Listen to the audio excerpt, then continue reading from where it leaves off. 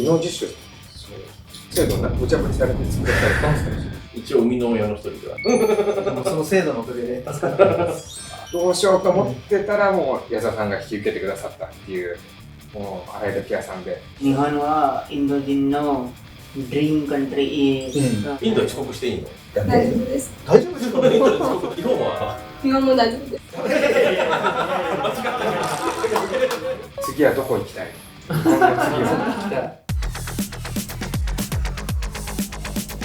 YouTube チャンネルを最近始めましてですね、アライブの採用でやってるんですけど、それが結構好評で、それで他社のエースが決まってくるところなんで、有名な菅原さんに来ていただいて、しかもイグちゃんの社保審の委員ですから。ああ、そうそう。あと技能実習制度を作った。そうだから技能実習制度作られた人も4人のうちの1人。すごい4人のうちの1人。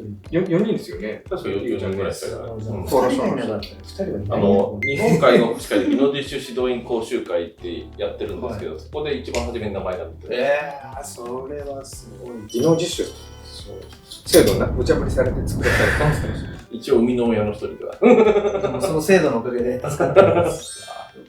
介護が退勤援助職で初めてだったっていうところで、今まで製造業だったんですけど、そこで新たに作るっていうので、いろいろなこだわりがあって、で、他の製造業の場合は、いろいろそこの試験会場に行って、そこで技術を見るような感じなんですけど、介護の場合は試験とかは、直接のご利用者と一緒にやるっていうので、結構いろいろな工夫がされている制度になっています。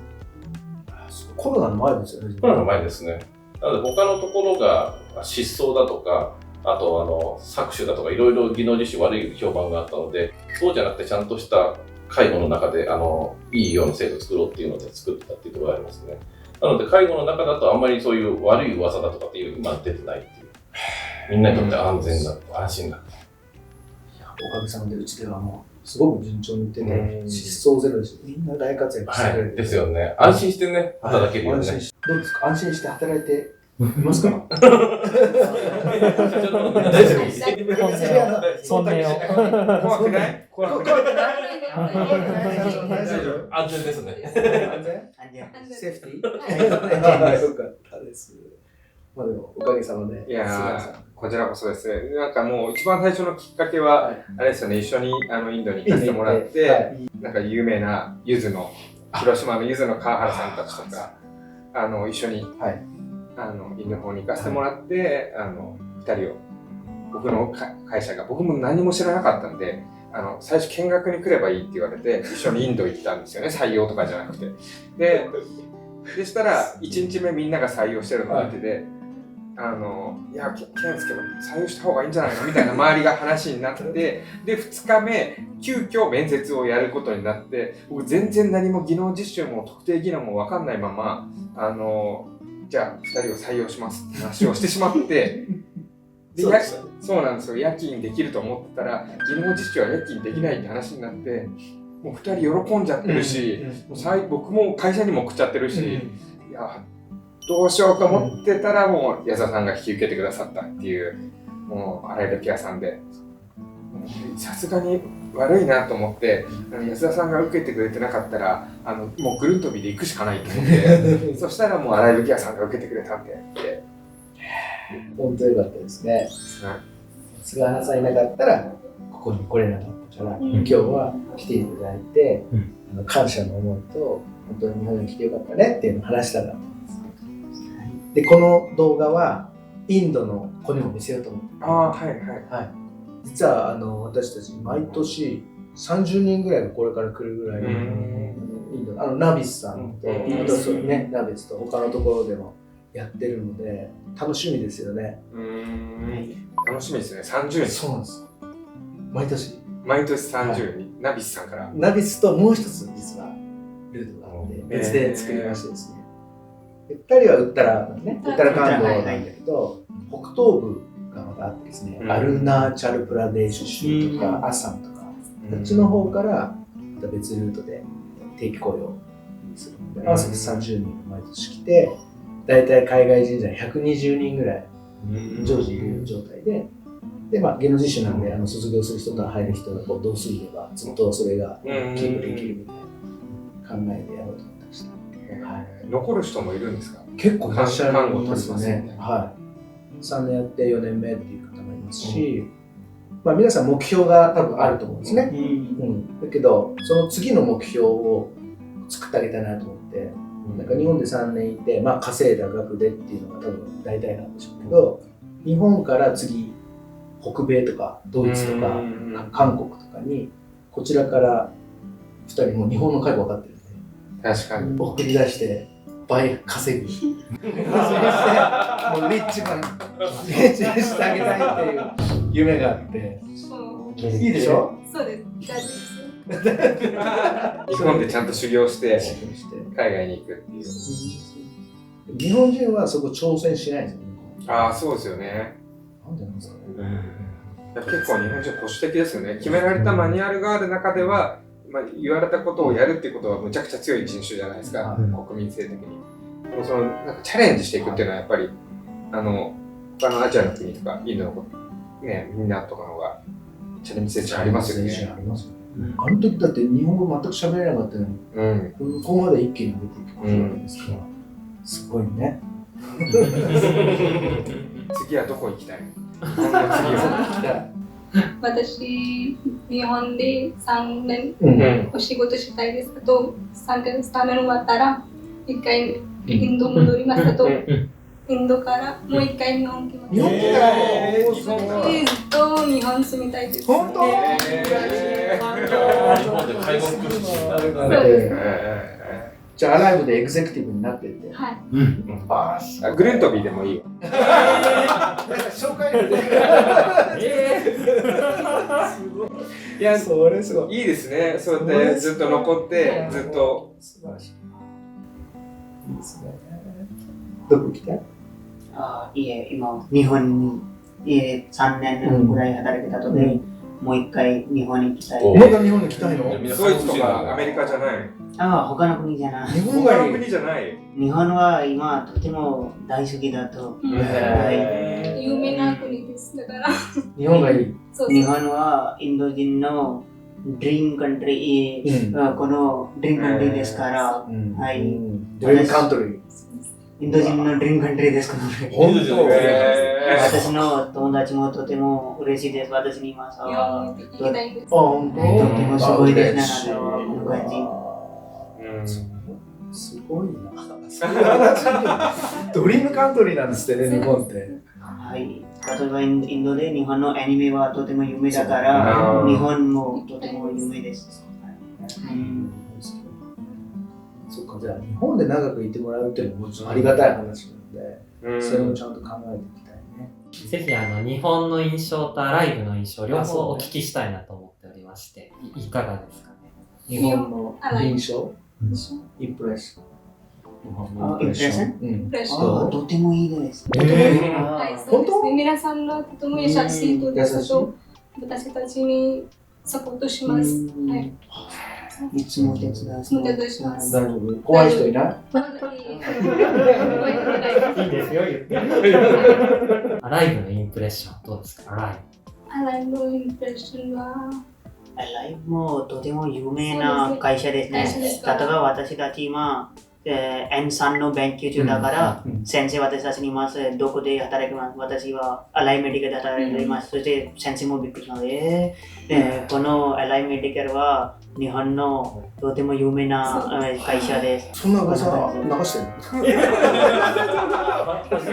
鳥肌が立ちました。言わせてないですからね。初めて聞きました。ありがたい話よ。どうですか？アライもう皆さんはとても私たちにサポートします。この仕事はこの仕事どうやってしますだから言ってました。そう。はい、あと今まで私たち先輩と一緒に仕事します。来月から一人です。一人立ち？そう。来月から一人で仕事します。すごい。先輩は優しく教えてくれる？はい。はい、とても優しいです。いつもわからないことも教えます。これはこうやってください。これはこうやってやります。ここのチームワークはどうですか？チームワークも大丈夫です。大丈夫？はい。看護師さんね、介護の人みんないるけどみんなチームワークはいい？いいです。言わせてないよね。そうですね。台本なしなんで。あつつさん素晴らしい。いやみんなやっぱ幹部のみんなも頑張ってくれてる。ありがとう。なんか希望はないですか？何かやってほしいこととか、社長さんに何かな、夢、何かしてほしいことない？リクエスト。リクエストはないです。もうちょっとお金、お給料。まあそれは大事。大丈夫。お家もどうですか？慣れました？はい、慣れました。慣れた。はい。お疲れさん、なんとか。はい。幹部が。いやーもうありがとうございます。もう安田さんのおかげで、アライブの皆さんのおかげで、ありがとうございます。もう心がちょっと楽になりました。ああ、よかったです。本当に。どうですか、井口さん、自分の作られた制度そうですね。ハッピーが生まれてる。いや、でもアライブ見てて僕思ったのが、ご利用者さんがまず話しかけてきてくれるじゃないですか。話しかけてくれる施設ってすごいいい施設だなと思ってて、心理的な安全性がまず担保されてるっていうところがあると思います。あとは職員の表情ですよね。こんだけ楽しそうにやってるの嘘もないですしね。すごいいい施設でちゃんとみんな満たされてるんだろうなと思って、みんなでやってね、いいなって思ってますね。なので本当いろんな施設に行くと全然差がいっぱい出てくるんですけど、すごいなんかいい表情で柔らかい表情でね、みんな優しいんだろうなと思いながら。ただ日本はね、これからすごい暑くなるから、インドより暑くなると思う。熱中症には気をつけて。今もうそうです。ね、デリみたいになる。そうですね。インドより暑いと思う。日本ね。でも本当にすごいみんなよく面倒見てくれてるんだと思いますよね。優しいでしょ、職員さん。優しい。だからすごいなんか生き生きとしてやれてるから、すごいなんかいいところだなと思います。日本とインドの文化違うなって思うこと何か？文化も違うんですよ。とても違う。何が違ったの？何が違ったの？例えば日本でいろいろなルールです。だからインドでこのぐらいでルールじゃないです。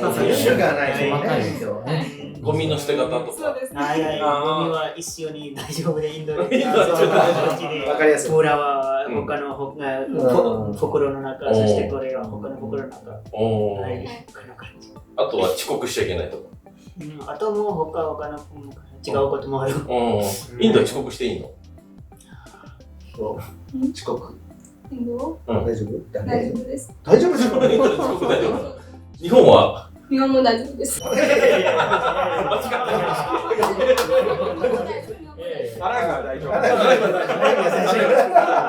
グルンドビに来てる、うちの会社に入ってきてる子はよく怒られてる。もう鍵をかけ忘れて家から出てきちゃうとか何度言っても治らないとかそうか。でもなんかまあでもそれも面白いと思ってて、国によって文化が違うんで、そこに合わせるまで日本のルールもあるんで、日本のルールをまずは知ろうよっていうところでここはちゃんとしないとダメだよって話はしたりするんだけど、2人はあんまり怒られないってことは優秀なんだね。2人優秀日本に来る時のイメージと来た後のイメージなんか変わったことありますか？日本こういう国だと思ってたけど違った。私、日本についていろんなものを、YouTube で見ました。YouTube で見て勉強して日本の文化とか、日本の着物とか、あとは日本の食事とか見ました。はい。例えば私、1回だけ着物着たことがある。勉強中の時、先生たちから。あ、そう。千葉で。千葉で日本の着物着たの？そうそう。と日本の印象同じだった？インドにいた時とイメージ。はい、同じです。そしてインターネットで、そしてこのインドの先生たちも日本のことをいつも教えます。日本はこの感じで、日本でこっちこの感じで歩きます。この感じでこの仕事をやります。じゃあインターネットちゃんと見ておくといいんだね。はい、インターネットで見ました。菅原さん初めてお会いした時に高級道場もセコもやってるから、ビジネスなんとかじゃないのって、皆さんそういう、実はこうどうですか今日見て。そうですね。日本の中でやっぱりその、お金稼ぎを目指してる、法人も中にはあるじゃないですか、介護施設でも。でも全然荒井さんはそういう感じがしないというか、安田さんがそういう思想で やられてないっていうところで、実際今日来ても、そういう匂いがしないっていうか、そうは言っても、僕らがやってるところに比べて入居金とか全然高いんですけど、でもそれはなんかいろんなグラデーションが日本に選択肢としてあった方がいいわけで、そのうちの一つを最高峰のところをやられてるんだなっていうのは感じました。ここでプレッシャーを感じたらぐるんと道全部。でも外国から来られる方も日本人もそうですけど、自分でこう選べるってことが本当は一番いいと思ってて、その中でちゃんと選ばれるような法人になってられるかどうかっていう話じゃないですか。そう思います。で、いや僕ちょっと働きたいなと思っちゃいました。なんか年間12回旅行に行って、そんなにお金出せる人、僕らのお客さんいないですからね。ね、ゆうちゃんいます？いないね。で旅行もそうだし、ICT の環境も整ってるから、外国人の人にとっても働きやすいだろうし、他の職員にとっても働きやすいし、質が高いなとは思いますからね。ちゃんと使いこなせてるっていうのがすごいなと思って。で、自立支援もすごい航空機とかいっぱい置いてあったし、いい気がしてるんだなって。あとは、外国に、日本でここで修行して、それこそ他のところに行きたいっていう人に関してはすごくいいんじゃないかな。日本式の介護を学べるというか、いい気がしてると思う。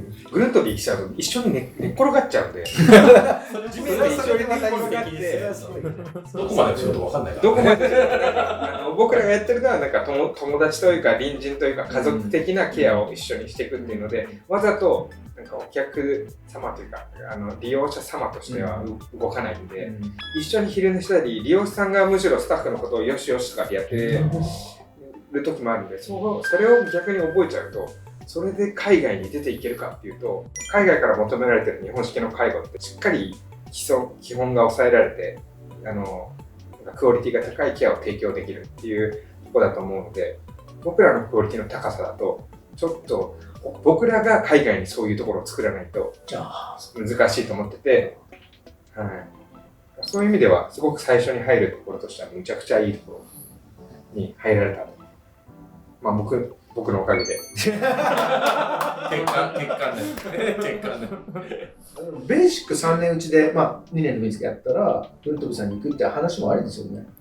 そうです真面目ね。にそれは確かに、そういう介護したいっていう方も選べるのは彼女たちなので、そういうのもあるんだって、見学とかさせていただけたりとかって大丈夫？もちろんです。逆にうちのスタッフたちが来ると衝撃を受けるというか、ちゃんとしなさいってちゃんとしてなさすぎるんで。グルトビさん何でも挑戦するじゃないですか。夜中のラーメンが何でも。でも今なんか挑戦さらにしたい課題みたいなのあるんですか？さらに挑戦したいのは今度藤沢のその湘南大場地区というところを中心にやってるんですけども、そこにしか10年間やってきてないっていう形でやったんですけど、そこは割となんていうんですかね、高齢化率も高くて、所得層もそんな高くないエリアなので、もう今後みんなで地域で支えをするしかないっていうので、やってきたんですが、そうは言ってもハードな、なんか追い詰められちゃったケースとかっていうのを受け継ぎちゃって疲弊した部分もあって、地域のボランティアの方が来てくれて一緒に住民でやっていこうとするときに、精神疾患のハードな方が、対応が難しい方がいらっしゃると逆に荒れちゃうので、ケア量が跳ね上がるっていうのがあって、ただ今そういう方を受けるのは別グループを作ろうとしてて、で、もっとボランティアというか地域の人たちみんなで支え合うっていう形を取っていくっていうのが湘南大場地区での取り組みで、それ以外にもう一つ、来年度鎌倉に看護小規模多機能とグループホームがオープンするんですけど、でそこはなんか同じ敷地内にそのうち法でつけたりスタッフの寮をつけたりしながらちょっとちっちゃなこう村みたいな形にして、そっちは少し所得層高いところでやって、その湘南大場地区を支えていくみたいな、その2つを複合的に。そうですね。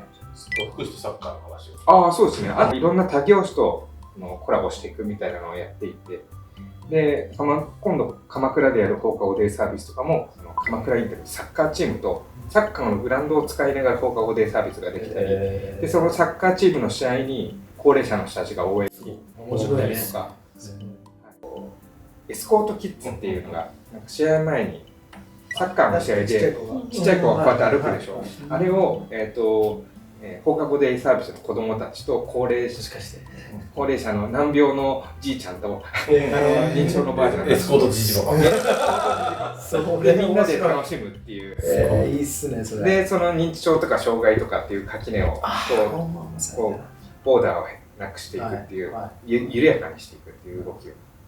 最後にちょっとお二人からこのインドでまだいるこれから来るであろう未来の仲間にメッセージをいただきたいと思います。インドの仲間に後輩にね、はい、アライブ来いよって言ってくれたら嬉しいです。私の名前はアンシュです。私、北インドのウッタラカンドから参りました。あと、私、日本に来たと、日本で介護の仕事をしてに来ました。あと、私はここでとても楽しかったです。日本はとても安全な国です。きれいも私のメッセージはインドから全員日本語を勉強します。あと日本で働きます。はい。日本はとても有名な国です。だから日本で給料も高いです。日本で来てください。ありがとうございます。ぜひアライブに来てください。アライブに来てください。私の名前はプリアンス・メータです。私も北インドのウッタラカンドから参りました。私はこっち来る前にとても心配もある。例えば日本に行った後でどんな感じで仕事はどうやってやります。でもこっち来たこっちアライブメディケアに来た後でこっちの先輩たちはとても優しいです。いつも手伝いします。このことはこうやってやります。これはこの感じにやります。だからとても、大丈夫です。そしてこっち来てください。はい。そして日本に来たらアライブメディケアを選べてください。パーフェクト。ありがとうございました。もう一回じゃあ僕もインドの皆さんこんにちは。アライブさんの広報を担当してます。僕グルントビーっていう全然違う会社をやってるんですけど、日本の中にいろんな介護事業所がたくさんあって、いいところ悪いところっていうところも中にはあるので、その中でもアライブさん間違いないので、ぜひアライブさん考えてる人がいたら応募してみてください。ありがとうございます。嬉しい。今ちょうど頑張ってるバンガロール、そして北東部でね、アルナーチャルで頑張ってる皆さん、ぜひ2人を目指して日本に来てください。ね、仲間がどんどん増えて100人になりますから、インドの方ばかりだね。そうするとアライブはもうすごいことになりますけど、もう量も2つ仕入れましたし、先行投資してますので、すごい。ぜひお越しください。